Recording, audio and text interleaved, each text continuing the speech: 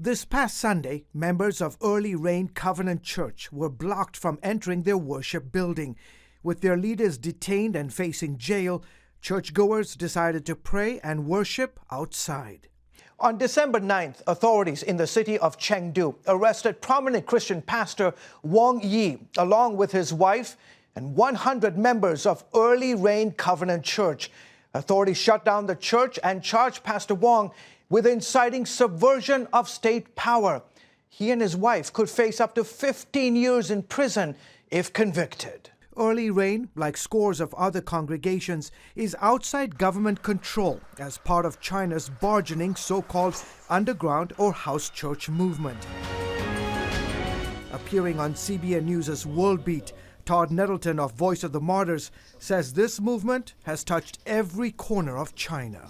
And that's the exciting thing is all across China, there are house churches, there are what they call family churches. And the reason the communist government is so worried is because there are far more Christians in China than there are members of the Communist Party.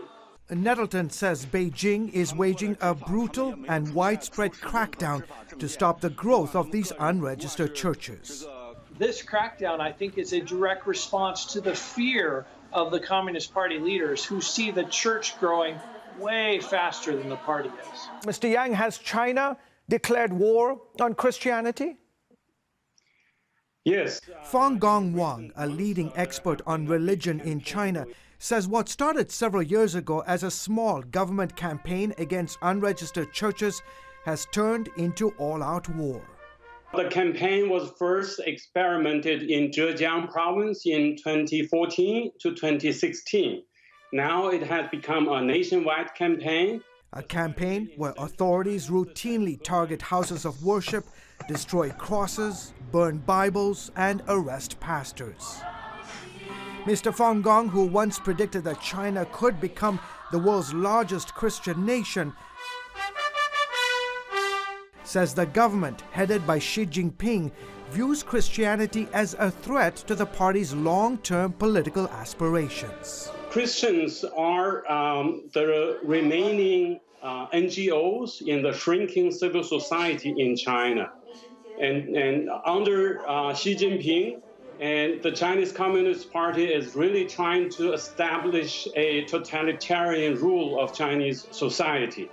And the Christians are standing in the way of totalitarianism. So that's why they became a target.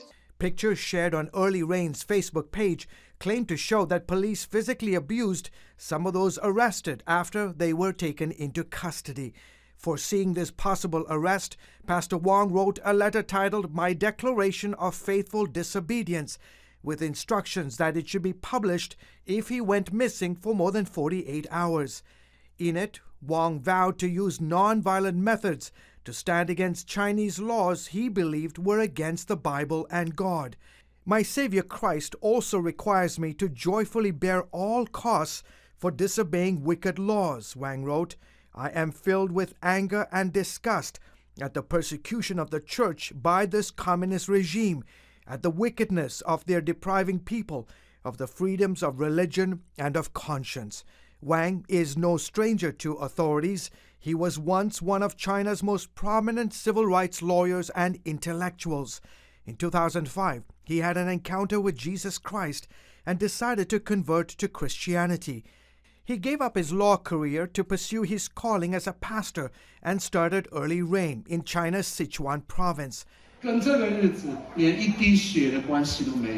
His sermons, many of them widely circulated on social media, soon made him a rising star and an important player in the Christian revival that was sweeping China.